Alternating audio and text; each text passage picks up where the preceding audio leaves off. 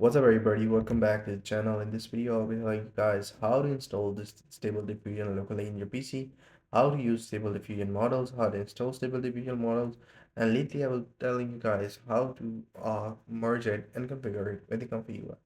Right now, we're gonna also dig in deep in the Hugging Face model from the Stable Diffusion.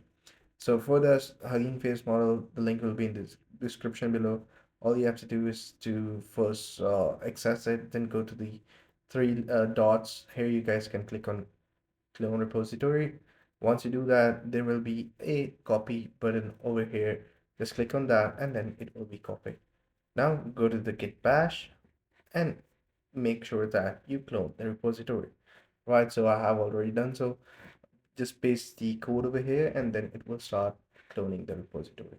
Once it's been cloned, it means that we now have to download the ComfyUI. In order to download the ComfyUI, just click on the Comfy link in the description, click on the download ComfyUI, and then you'll be able to go ahead and use different models.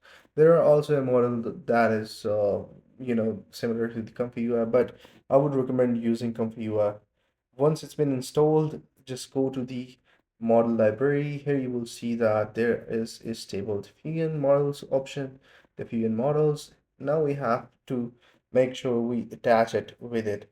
Now that is pretty much simple. Just clone the repository and then move the folders in the right directory. Once it's been done, just launch it and then you'll be able to use the model.